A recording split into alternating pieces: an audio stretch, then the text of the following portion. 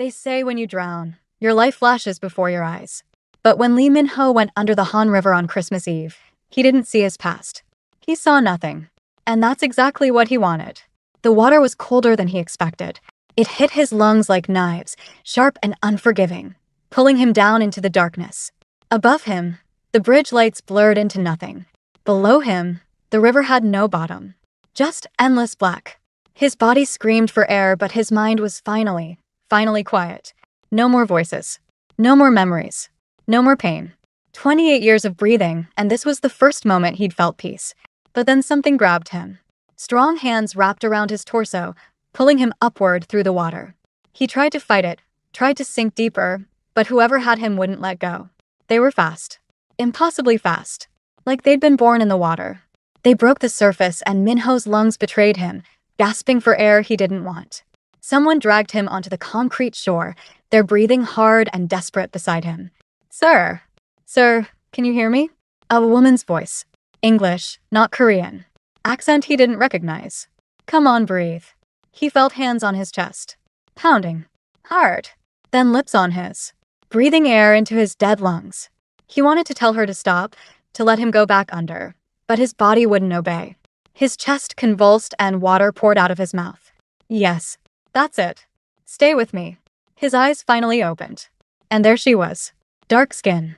Wet braided locks plastered to her face. Brown eyes wide with fear and determination.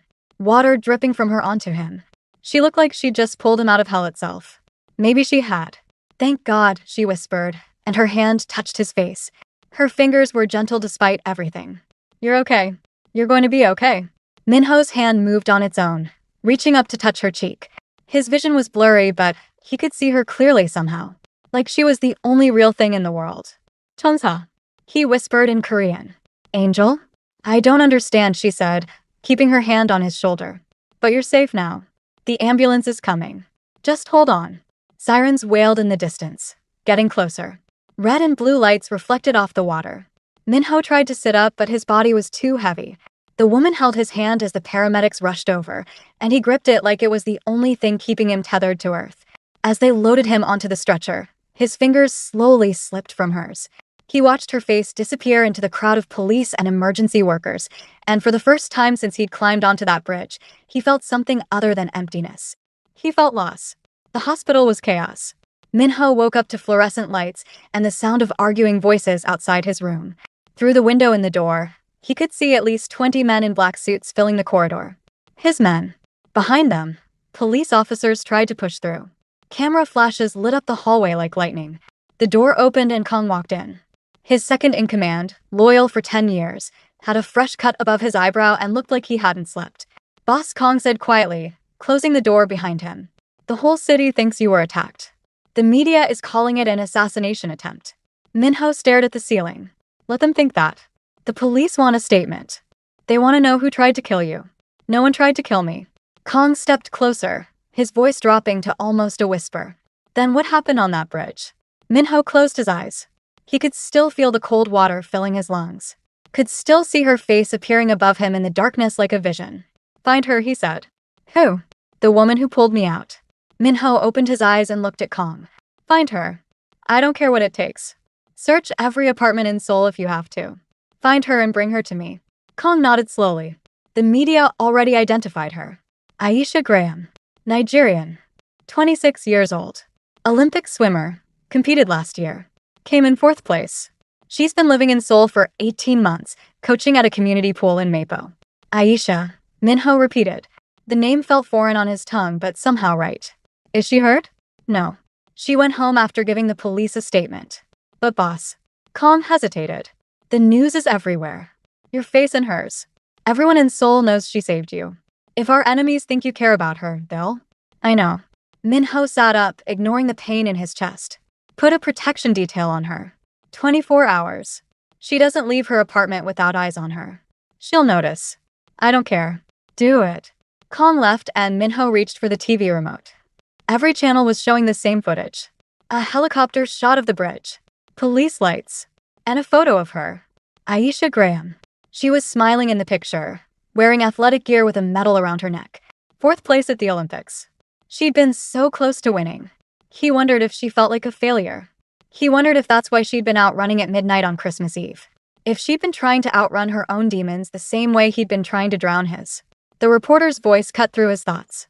Authorities are still investigating whether this was a targeted attack on the billionaire or a suicide attempt. Lee Min-ho's representatives have declined to comment. Min-ho turned off the TV. His chest hurt where she'd performed CPR, where her hands had literally restarted his heart. He touched the spot and felt the bruising beneath his hospital gown. She'd saved him, and she had no idea what that meant. What it would cost her. 3 days passed before Kong brought her to him. Min-ho had refused all visitors except his second-in-command. He'd refused to eat, refused to speak to the doctors, refused to even acknowledge the stack of newspapers on his bedside table with his face on the front page. But when Kong knocked on the door and said, "She's here, boss," Min-ho sat up straighter than he had in days. Aisha walked in carrying plastic containers of food. She wore jeans and a simple sweater, her locks pulled back in a ponytail. She looked tired, the kind of tired that came from too many cameras and questions. She set the food on the table and turned to face him. Their eyes met and Min-ho felt that same jolt he'd felt on the river shore. Like recognition. Like he'd known her before this life. "Your man said you weren't eating," she said in English. Her voice was softer than he remembered. "So I brought you something." Min-ho's English was rough but functional. "You not have to do this." "I know." She opened one of the containers. The smell of spices and home-cooked food filled the room. "But I was cooking anyway. Nigerian stir-fry spaghetti. My mother's recipe." She held out a container and fork to him. Min-ho took it slowly, their fingers brushing. He looked down at the food. It was simple. Pasta with vegetables and chicken. Nothing fancy. But the smell alone made his throat tight. He took a bite. The taste hit him immediately. Garlic. Ginger. Something sweet and spicy. But underneath all of that was something else. Something that reminded him of the way his grandmother used to cook. Before the cancer took her appetite. Before she'd gotten too weak to stand at the stove. Min-ho's vision blurred and he realized he was crying. He set down the fork quickly, turning his face away from Aisha. But she'd already seen. She was quiet for a moment, then pulled up a chair and sat down across from him. "My grandmother," he managed to say. "She cooked like this. Before she died." "When?" Aisha asked gently. "Last week." The words came out broken. Same day you saved me." Aisha was quiet. Then she said, "I'm sorry." Min-ho wiped his face roughly. "Why you pull me out?" "Because I had to. Most people would walk away. Call police. Not jump in river." Aisha looked down at her hands. "My sister drowned when I was 16.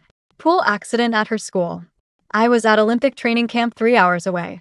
By the time I got the call and made it back, she was already gone." Her voice cracked. "I spent 6 years training to swim faster. To be faster. And I still couldn't save her."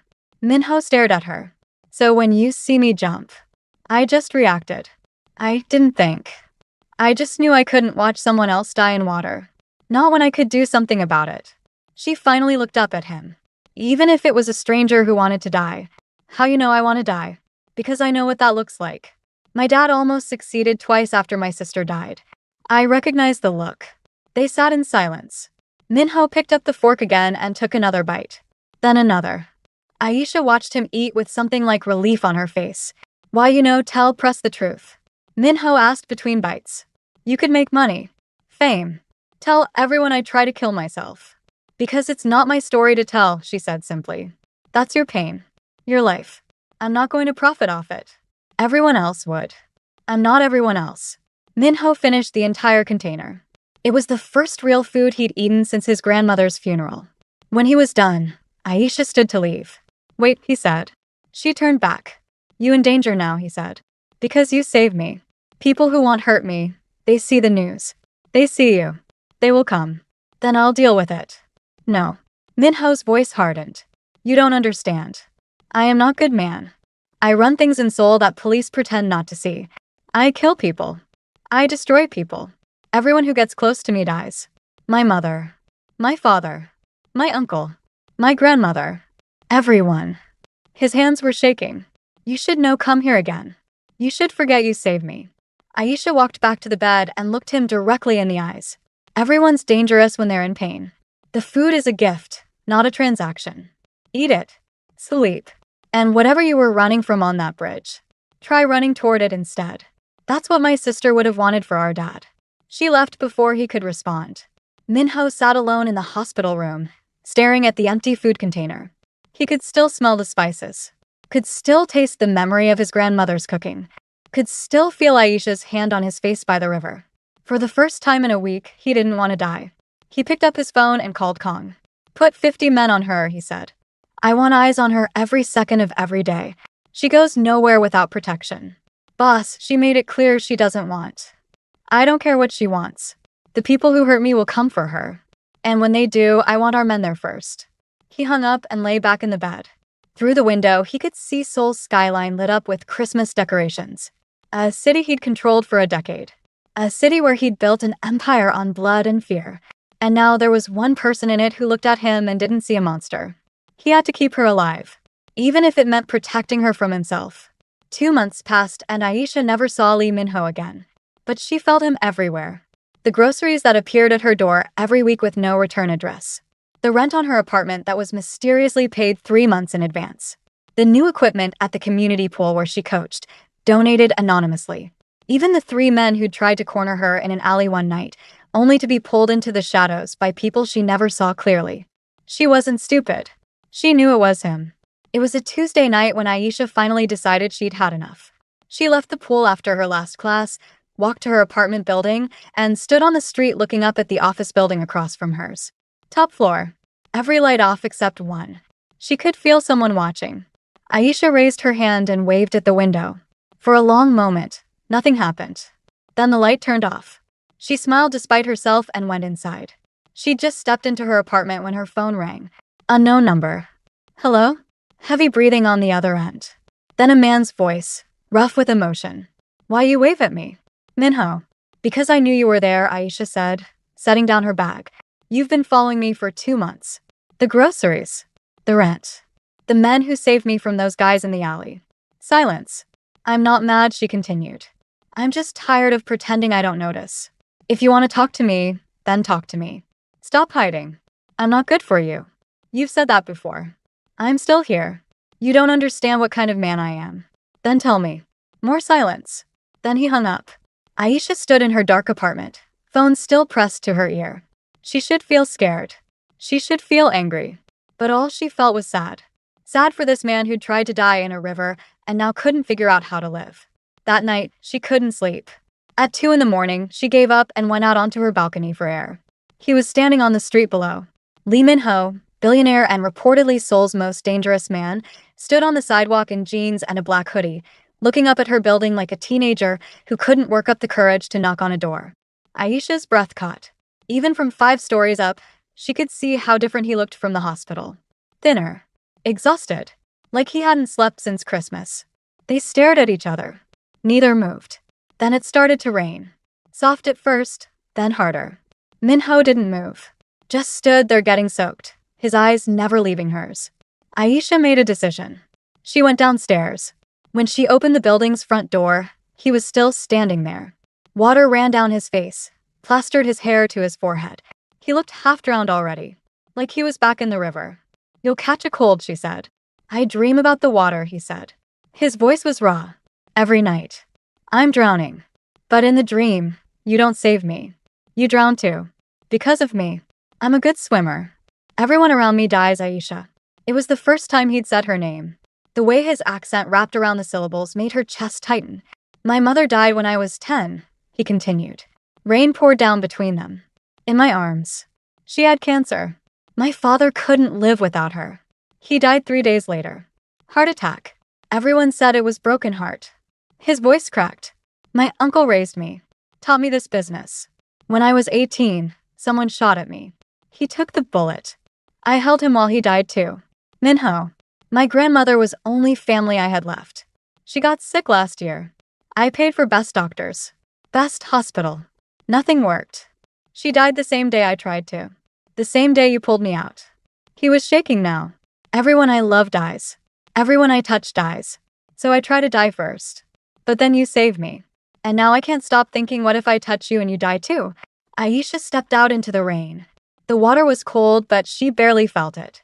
She walked right up to him until they were close enough to touch. "I know you save people who give up," Min-ho said. I know you cry when you think no one is watching. I know you call your mother every Sunday at 2 p.m. I know you're still afraid of water, but you coach swimming anyway because you want to save other kids the way you couldn't save your sister. I know, his voice broke completely.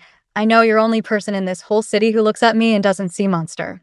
Then stop hiding from me, Aisha said quietly. Stop sending gifts and protection and watching from windows. If you want to know me, then know me. But stop treating me like I'm made of glass. What if I break you anyway? Then I'll put myself back together. I've done it before. Minho reached out slowly, like he was afraid she'd disappear if he moved too fast. His hand cupped her face, thumb brushing away rain or maybe tears. She couldn't tell anymore. I want to live, he whispered. For first time in 10 years, I want to live. Because of you. Then live. He kissed her in the rain and Aisha felt something shift in her chest. Like a door opening. Like breathing after holding your breath too long. His hands were gentle despite the calluses. His lips tasted like rain and something desperate and hungry. When they finally broke apart, both breathing hard, Aisha took his hand. Come upstairs, she said. You're soaking wet and you look like you haven't slept in a week. I haven't. Then sleep. I'll make coffee. And we'll talk. Like normal people. Minho laughed. It sounded rusty, like he hadn't done it in a long time. I'm not a normal person. Neither am I. Come on. She pulled him inside and upstairs to her apartment. It was small. One bedroom, cramped kitchen, bathroom with a shower that barely worked. Nothing like what he was probably used to. But Minho looked around like he'd stepped into a palace. This is first time I've been in someone's home in 5 years, he said quietly. I forget what it feels like. To be in place that feels like home. Aisha handed him a towel. Well, welcome. Bathroom's there if you want to dry off. I'll put on coffee. While he was in the bathroom, she made strong coffee and pulled out the leftovers from dinner. More of her mother's cooking. When he came back out, hair towel-dried and looking slightly more human, she'd set 2 plates on her tiny kitchen table. They ate in comfortable silence. Then Minho started talking. He told her about his childhood. About watching his mother waste away. About his father's heart giving out from grief. About his uncle teaching him the family business, which was really just a polite word for organized crime. About taking his first life at 19. About building an empire before he was 25. About realizing at 28 that he had everything and nothing. My grandmother, she always say to me, Minho, money can't keep you warm at night, he said. I never understand what she mean. But standing on that bridge, I finally got it. I had billions of one. I had power. I had respect. But I had no one to come home to. No one who cared if I lived or died. So I decided to stop pretending it mattered. And now, Aisha asked. Now I think maybe my grandmother sent you. To give me one more chance. I don't believe in signs from the dead. Neither did I. He looked at her across the table. But then you appeared in that water like angel. And my grandmother used to make food that tastes exactly like yours. And you have same look in your eyes she had. Like you see good in people even when they can't see it themselves. Aisha reached across and took his hand. I'm not a saint, Minho. I'm just someone who knows what it's like to lose people. To feel like you failed them. But I'm here. I'm alive. And right now, so are you. They talked until the sun came up. About her sister. About his family. About Olympic dreams that fell short and business empires built on blood. About fear and grief and what it meant to keep breathing when everything hurt. When Minho finally left as dawn broke over Seoul, he kissed her forehead at the door. Thank you, he said. For what? For letting me be human. Just for tonight. Aisha watched him leave, flanked by the 2 men who'd been waiting downstairs. Kong, his second-in-command who she'd met briefly, gave her a small nod of acknowledgement. She closed the door and leaned against it, heart pounding. What was she doing? Getting involved with a man who admitted to killing people? Who ran criminal operations across Seoul? Who was so broken he tried to die? But when she closed her eyes, she didn't see a monster. She saw a man standing in the rain, crying about everyone he'd lost. A man who'd spent 2 months protecting her from the shadows. A man who ate her mother's cooking and cried because it reminded him of his grandmother.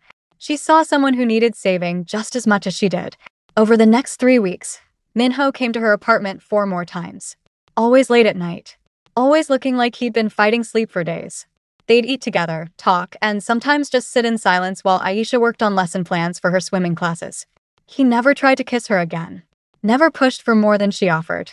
He seemed content just to exist in her space, like a stray cat that had finally found a warm home.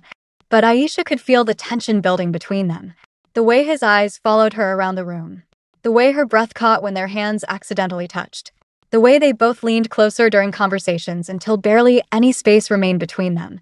It was a Saturday night when everything changed. Minho showed up at her door at 11 p.m., looking more exhausted than usual. There were shadows under his eyes that hadn't been there before. His hands shook slightly when he took the coffee mug she offered. "What happened?" Aisha asked. "Rival family tried to move on my territory and Idiwan. Had to handle it." "Handle it how?" He met her eyes. "You don't want to know." "Yes, I do. If we're going to do this, whatever this is, I need to know who you are. All of you." Minho set down his mug. "I killed 3 men tonight. Shot them myself. They were trying to take over one of my businesses. I gave them warning. They didn't listen. So I killed them." He said it matter-of-factly, like he was describing a business transaction. "Does that scare you?" Aisha's heart was pounding, but she forced herself to stay calm. "Did they have families?" "Yes." "Children?" "2 of them, yes." She closed her eyes. Thought about those children who would grow up without fathers. Thought about Minho growing up without parents. Thought about the cycle of violence that just kept spinning. "I'm not going to lie and say it doesn't bother me," she said finally. "Because it does. But I also know you're trying to survive in a world that taught you violence was the only language. And I know that under all of that, you're just a man who's terrified of being alone. You should tell me to leave. You should call police." "Probably." Aisha opened her eyes and looked at him. Really looked at him. "But I'm not going to." "Why not?" "Because 2 months ago, I watched you try to die. And every time you come here, I see you trying to live. That has to count for something." Minho stood up abruptly and crossed to her. Before she could react, he pulled her into his arms and held her so tightly she could barely breathe. She could feel him shaking. "I don't deserve you," he whispered into her hair. "Maybe not. But you've got me anyway." He pulled back just enough to look at her face. "If I kiss you again, I won't want to stop." "Then don't stop." This time when he kissed her, it wasn't gentle. It was desperate and hungry, and full of 2 months of wanting. Aisha kissed him back just as hard, her hands fisting in his shirt. They barely made it to her bedroom.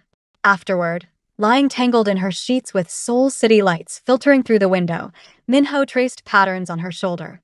"I'm in love with you," he said quietly. "I think I have been since you pulled me out of that river." "Is that crazy?" "Probably," Aisha said. "I think I'm in love with you too." "Which is definitely crazy." "We're both crazy then." "Yeah." She turned to face him. "But I'd rather be crazy with you than sane alone." Minho kissed her forehead, then her nose, then her lips. "I'll try to be better. For you. I'll try to be the man you see when you look at me. Just be you. That's enough." They fell asleep wrapped around each other as the sun started to rise over Seoul. For the first time since Christmas Eve, Minho slept without nightmares of drowning, and Aisha slept without dreaming of her sister. 9 weeks later, Aisha stared at the pregnancy test in her bathroom with shaking hands. Positive. She sat down on the closed toilet lid, trying to process what this meant. She and Minho had been careful most of the time, but not always. There'd been nights when careful was the last thing on either of their minds. Pregnant. She was pregnant with the child of Seoul's most dangerous man. Her phone buzzed. A text from Minho. "Good morning, beautiful. I'm making breakfast at my place. Come over?" Over the past 2 months, their relationship had shifted from stolen nights at her apartment to her spending weekends at his penthouse. She'd met more of his men, had learned the codes and protocols that came with dating someone who had enemies, had gotten used to the constant presence of bodyguards whenever she left her apartment. She'd also seen Minho change. He smiled more, laughed more. He'd started teaching her Korean while she taught him how to swim properly, helping him overcome his fear of deep water. They'd cooked together, watched movies, done normal couple things in between his not-so-normal business dealings. And now she was carrying his baby.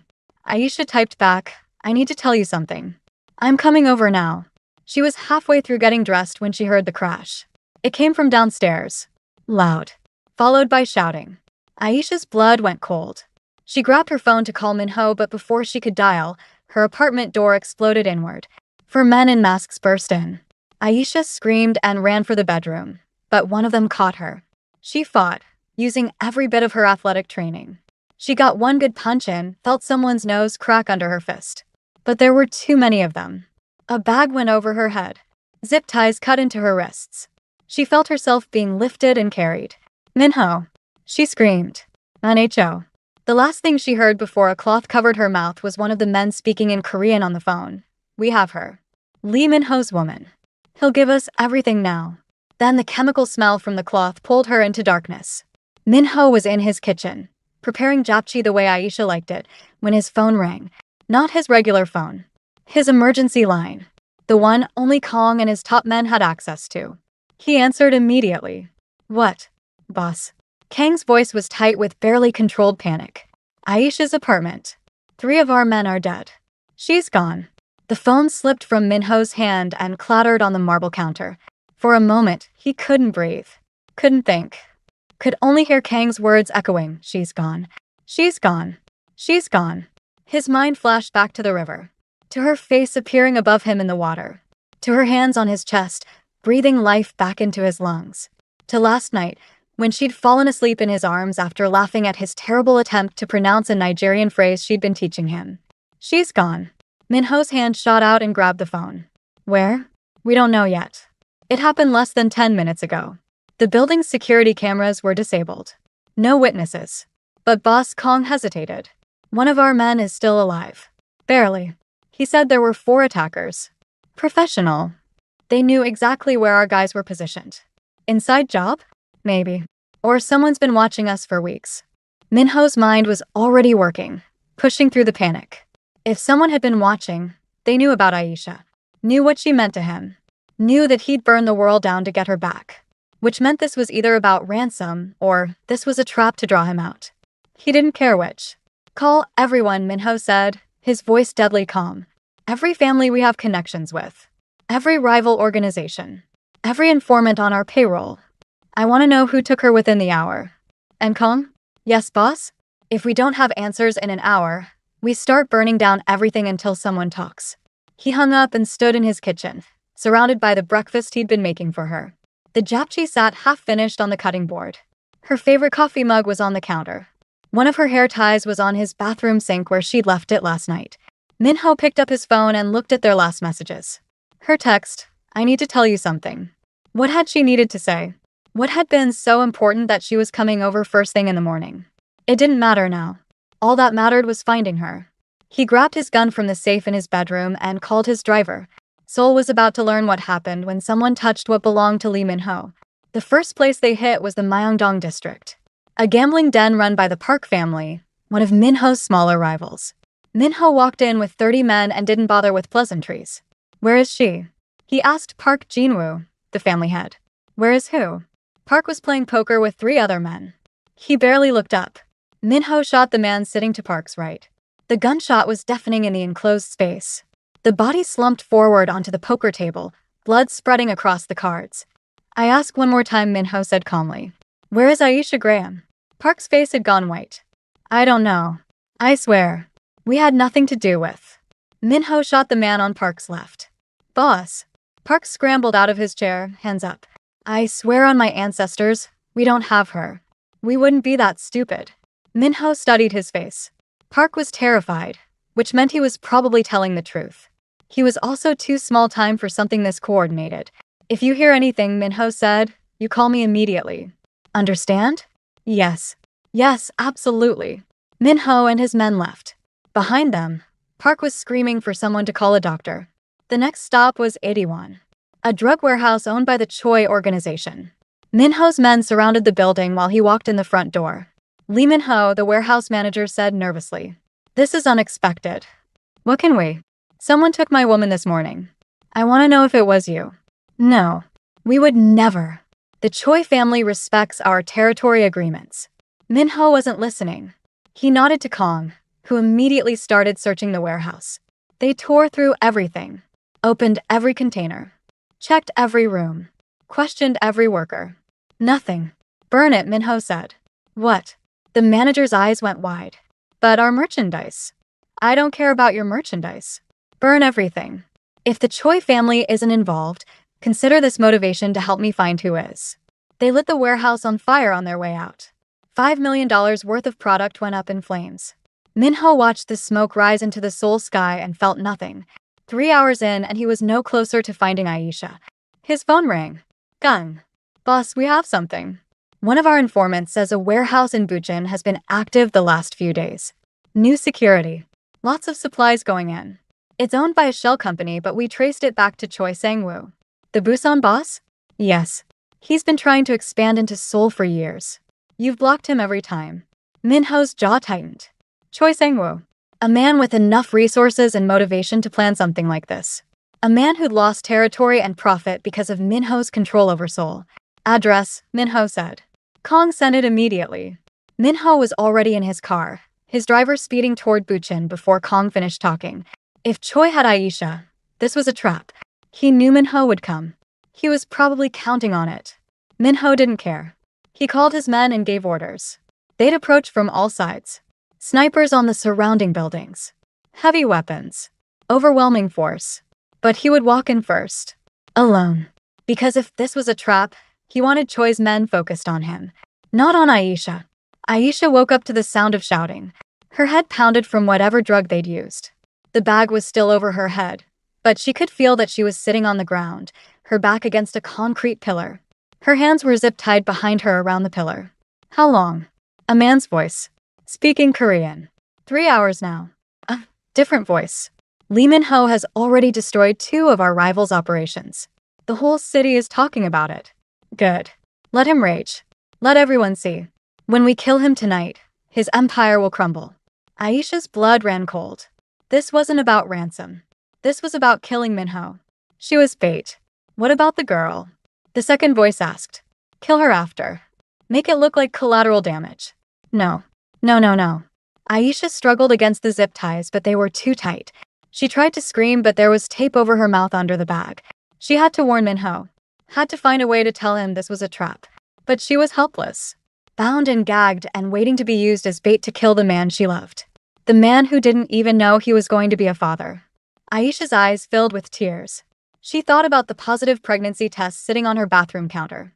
Thought about Min-ho making breakfast for her this morning, not knowing their lives were about to change forever. She had to survive this. They both did. She started working on the zip ties, twisting her wrists despite the pain. If she could just get one hand free. Boss, he's here. One of the men spoke urgently. Lee Min-ho just pulled up outside. Alone? Looks like it. A laugh. Perfect. Get into positions. When he comes through that door, light him up. No speeches. No dramatic reveals. Just kill him. Aisha's heart hammered. She screamed through the tape, but the sound was muffled. She thrashed against the pillar, but the ties held firm. Min-ho was walking into a death trap, and she couldn't do anything to stop it. The warehouse door opened. Through the bag over her head, Aisha saw light change. Heard footsteps. Let her go. Min-ho's voice. Come. Deadly. Take me instead. She's innocent. Nothing is innocent in this business. Lee Min-ho. That was Choi. Aisha could hear him moving. You destroyed my operations in Busan. Cost me billions. Killed my nephew. All to maintain your control over Seoul. And now you think killing me makes you strong? You think Seoul will accept new leadership? They'll tear you apart. Let them try. The moment you die, chaos comes. And in chaos, there's opportunity. I give you 3 seconds to let her go. Choi laughed. Or what? You're alone. Unarmed. Aisha couldn't see, but she could feel the tension. Could sense Min-ho calculating. Could practically hear his heartbeat matching hers, even from across the warehouse. 2, Min-ho said. Kill him, Choi ordered. 1. Then the world exploded. Gunfire erupted from everywhere. The warehouse walls, the ceiling, the floor. Min-ho's men breached from every angle simultaneously. Lights shattered. Men screamed. Aisha felt herself being pulled backward by someone, the pillar she was tied to scraping across the concrete. Through the chaos, she heard Min-ho shouting her name. Someone cut her zip ties. Ripped the bag off her head. It was Kong. Stay down. He yelled, covering her body with his as bullets flew overhead. Aisha saw Min-ho across the warehouse, fighting his way toward her through the smoke and gunfire. He was taking hits. She saw blood blossom on his shoulder, his side. But he didn't stop. He just kept coming, his face a mask of desperate determination. A massive explosion shook the building. Part of the roof collapsed. Fire spread along the walls. Min-ho reached her. His hands were shaking as he touched her face, checking her for injuries. Blood from his shoulder wound dripped onto her shirt, but she barely noticed. Are you hurt? He asked frantically. Did they hurt you? Minho, you're bleeding. I don't care. Tell me you're okay. I'm okay. But you. He collapsed. Just dropped to his knees beside her, his hand pressed to the wound in his side. He'd been shot at least twice that she could see. We need to get you out of here. Aisha tried to pull him up, but he was too heavy. Kang, help me. Kong appeared, along with two other men. They started to lift Minho, but he grabbed Aisha's hand, holding on tight. Don't let go, he said. His voice was weak. Please. I won't. I promise. They carried him outside into the rain. Police were everywhere. So were news helicopters. Half of Seoul seemed to be on fire in the distance, aftermath of Minho's rampage looking for her. An ambulance rushed over. Paramedics swarmed Minho, but he wouldn't let go of Aisha's hand, even as they tried to load him onto the stretcher. Sir, we need to stop the bleeding. She stays with me, Minho said. Blood bubbled at the corner of his mouth. He'd been hit worse than she'd realized. She stays or I don't go. Let me come, Aisha said to the paramedics. Please. They nodded and helped her into the ambulance. As soon as the doors closed, Minho's grip on her hand finally relaxed. His eyes were starting to close. Stay awake, Aisha begged. Please, Minho. Stay with me. Tired, he mumbled. So tired. I know. But you have to stay awake. I need to tell you something. Something important. His eyes flickered open. What? Aisha looked at his pale face, the blood soaking through the bandages the paramedics were desperately applying, the heart monitor that was beeping too fast and too irregular. She thought about the pregnancy test, about the baby growing inside her that he didn't know about yet. And she couldn't tell him. Not now. Not when he might not survive. I love you, she said instead. That's what I needed to tell you this morning. I love you. Minho smiled. Blood stained his teeth. I love you too. Worth it. Burning soul. Worth it to save you. You didn't have to. Yes, I did. His hand squeezed hers weakly. You're my whole world, Aisha. My reason for living. When you pulled me from that river, you saved more than my life. You saved my soul. The ambulance screeched to a halt at the hospital. Doctors and nurses flooded in, pulling Minho away from her. She tried to follow, but someone held her back. Ma'am, you need to let them work. No. Let me go. NHO. She watched them wheel him through doors she couldn't pass. Watched his hand fall limp off the edge of the gurney. Watched the blood drip onto the hospital floor like rain.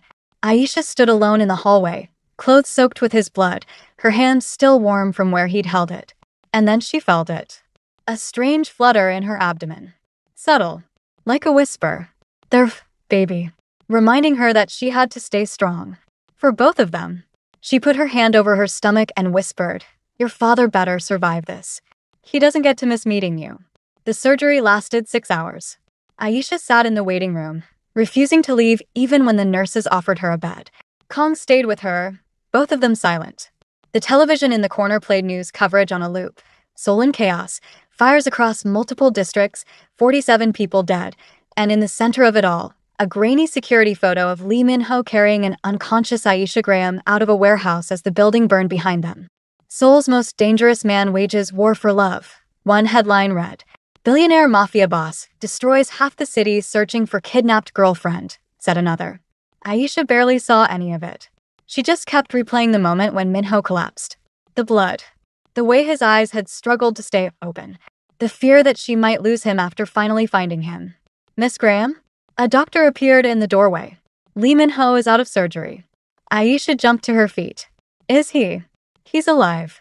Critical but stable. He was shot twice.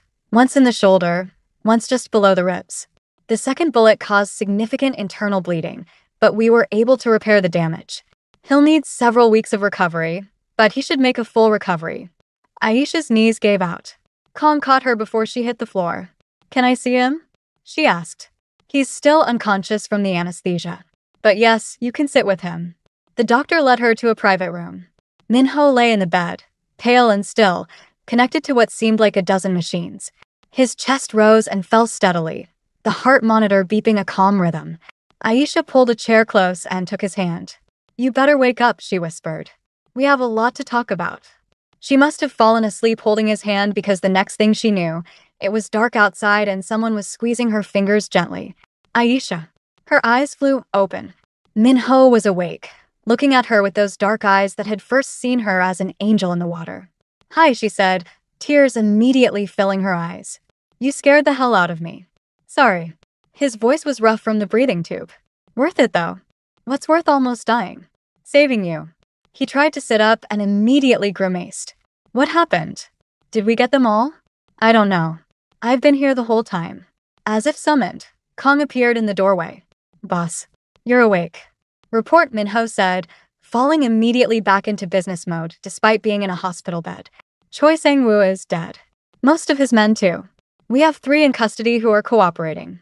The police are involved now, there's no way around it this time. They want statements. From both of you. Minho looked at Aisha. Don't tell them I tried to kill myself. Tell them I was attacked on the bridge. You tried to help. That's all. Minho. Please. For me. Aisha nodded reluctantly. Over the next 2 weeks, while Minho recovered, the full extent of the chaos unfolded. 47 people dead across Seoul. 5 districts with significant property damage. Media had dubbed it the Valentine's Massacre, even though it happened weeks after Valentine's Day. The police couldn't arrest Minho, too much political protection, too many officials on his payroll, but they could pressure him. Investigations were opened. Assets frozen. The entire criminal underworld of Seoul was in upheaval. And through it all, Aisha visited him every day. She watched him go from pale and weak to slowly regaining his strength. She held his hand through the pain. She argued with him about his refusal to cooperate with police. But she didn't tell him about the baby. Not yet. Not until he was stronger. It was a Sunday morning when everything changed. Aisha arrived at the hospital to find detectives in Minho's room. Charges pending, one of them was saying. Multiple counts of murder, arson, destruction of property. Self-defense, Minho said calmly. They kidnapped my girlfriend. I responded. By destroying half of Seoul? I was looking for her. If people got in my way, that's unfortunate. The detective noticed Aisha in the doorway. Miss Graham, we need your statement as well. They questioned her for 2 hours. About the kidnapping, the warehouse, Minho's actions. Aisha told them everything except the parts that would get him convicted. She was careful. Strategic. She'd spent 2 weeks thinking about what to say. When they finally left, she went back to Minho's room. He was sitting up in bed, staring out the window at Seoul's skyline. They're going to arrest me, he said quietly. Maybe not today or tomorrow, but soon. You have lawyers. Lawyers can't fix this. I killed 47 people, Aisha. On camera. With witnesses. There's only so much money and political influence can do. He turned to look at her. I'm going to prison. No. Aisha shook her head. There has to be another way. There isn't. Minho reached for her hand. But I have deal with prosecutor. I give them information. Names of corrupt officials. Evidence of other crimes. In exchange, reduced sentence. How reduced? 10 years. Maybe 8 with good behavior. 8 years. Aisha felt like she'd been punched. That's not reduced. It's better than life, Minho said. And it's what I deserve. Aisha wanted to argue. Wanted to scream that it wasn't fair, that he'd only been protecting her, that the system was broken.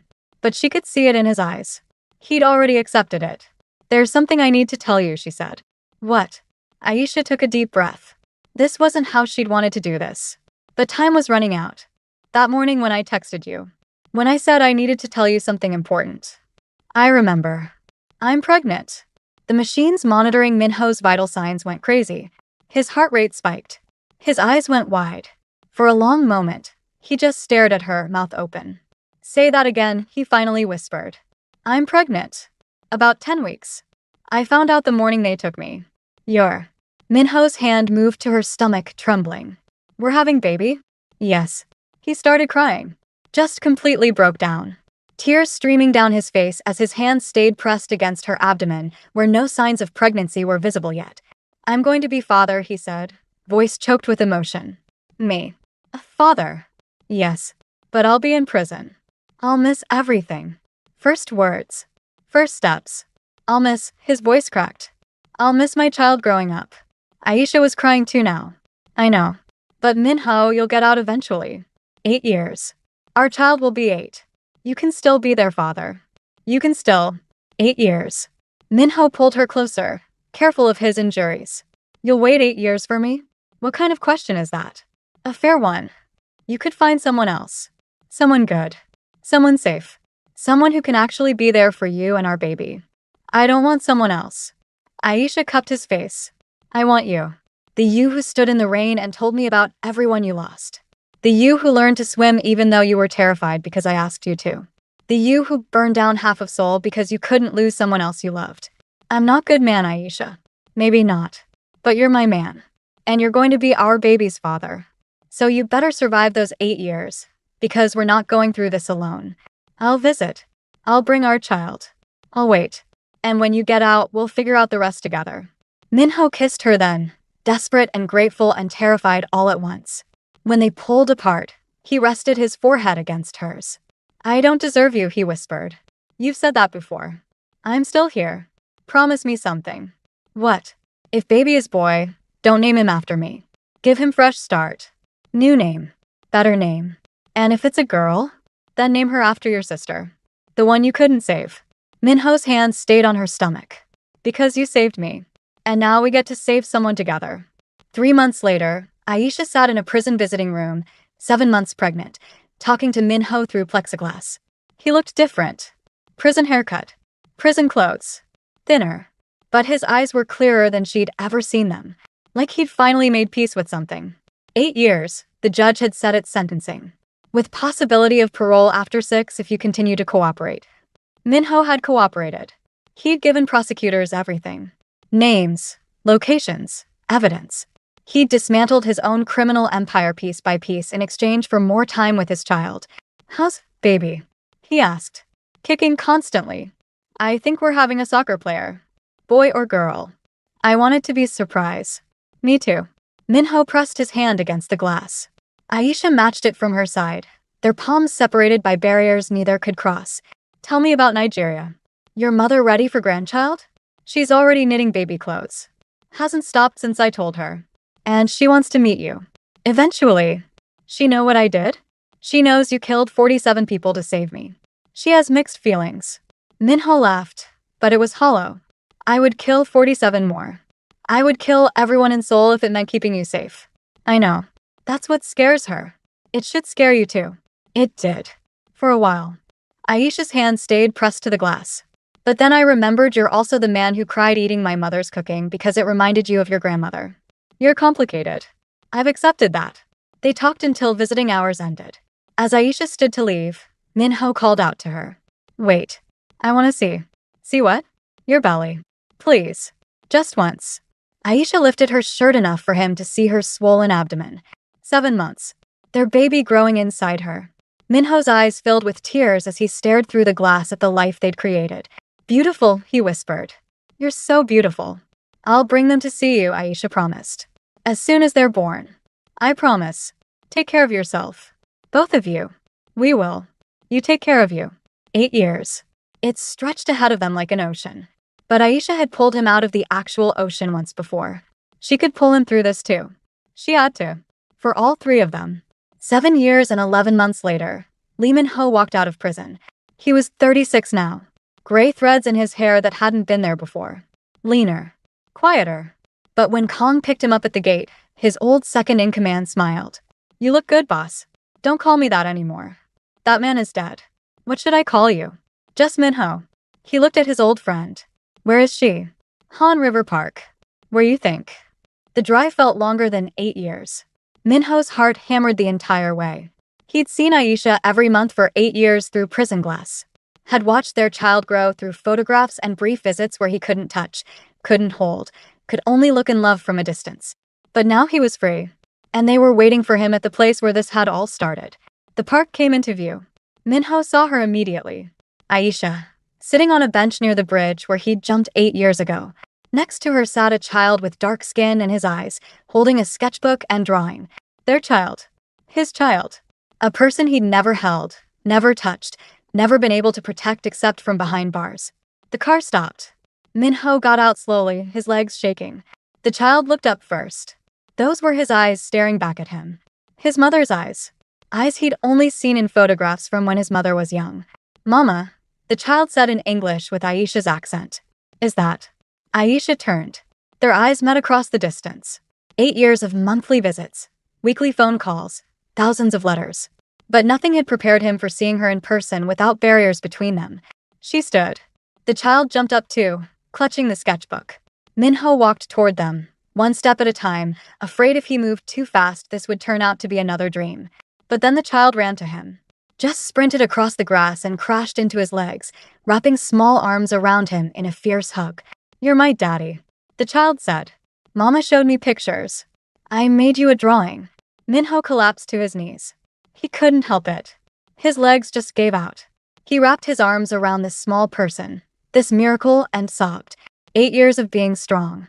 8 years of surviving. 8 years of holding it together. All of it broke in that moment. "It's okay, Daddy," the child said, patting his head the way children do. "You're home now. Mama said you were coming home today." Aisha knelt beside them, her arms going around both. And there, by the river that had almost taken him, Lee Min-ho held his family for the first time. "I missed so much," he said through tears. "I missed everything." "You missed some things," Aisha corrected gently. "But you're here now. That's what matters." Their child pulled back and held up the sketchbook. "Look, I draw pictures of you and Mama. And this one is our house." Minho looked at the drawing. A house with 3 people standing in front of it, holding hands. Above them, a sun with a smile. "It's beautiful," he managed to say. "You're very talented. Mama says you learned to swim. Can you teach me?" "I'm scared of the water." Minho looked at Aisha, then down at their child. His child, who was afraid of water just like he had been. "Yes," he said. "I'll teach you. We'll learn together. All 3 of us." He stood, lifting the child easily. Aisha took his hand. And together, the 3 of them walked toward the water. Seoul's skyline rose behind them, rebuilt and beautiful. The city that had almost destroyed him. The city where he'd built an empire on blood. The city where he'd lost everything and found everything. The city where Aisha Graham had pulled him from the river and taught him that being saved was just the first step. The real miracle was learning how to stay saved. Learning how to live. Learning how to love and be loved in return. "Daddy?" their child asked. "Mama says you used to be very sad. Are you still sad?" Minho looked at Aisha, then at the child in his arms, then at the river where it had all begun. "No," he said honestly. "Not anymore." They reached the water's edge. The Han River reflected the afternoon sun, sparkling and clear. "Race you in," their child shouted, already pulling off shoes. Aisha laughed. "Slowly. We need to." But Minho was already following, pulling off his shirt. Aisha shook her head, smiling, and joined them. And there, in the same river where Lee Min-ho had once tried to die, he taught his child to swim. Aisha stayed close, ready to help, but mostly just watching the 2 of them together. Later, as the sun began to set, they sat on the shore. Their child fell asleep between them, exhausted from swimming. "What happens now?" Minho asked quietly. "Now." Aisha leaned her head on his shoulder. "Now we live. We open that swimming school you've been planning. We teach kids who are afraid of water. We make something good out of all that pain. Together? Together." Minho wrapped his arm around her, careful not to wake their child. 8 years in prison had taught him patience. Had taught him that some things were worth waiting for. Had taught him that redemption wasn't about erasing the past, it was about building something better from the ashes. "Thank you," he said. "For what?" "For not letting me drown. For saving me. For waiting. For believing I could be more than what I was." Aisha kissed his cheek. "You saved me too, you know. I'd spent 6 years trying to swim fast enough to outrun my grief. You taught me it's okay to slow down. To let someone in. To risk drowning if it means really living." They sat together as Seoul's lights began to twinkle on across the city. And in that moment, Lee Min-ho finally understood what his grandmother had meant all those years ago. Money couldn't keep you warm at night. But this could. Love could. Family could. A second chance could. The river flowed on beside them, eternal and unchanging. But they had changed. And that made all the difference. Before you leave, don't forget to subscribe and hit that notification bell so you never miss a story like this one. Drop a comment below and tell us what you thought about Minho and Aisha's journey. Would you wait 8 years for the person you love? And if this story moved you, give it a like. Thanks for watching, and remember, sometimes the people who save us aren't the heroes we expect. Sometimes they're just someone brave enough to jump in when everyone else walks away.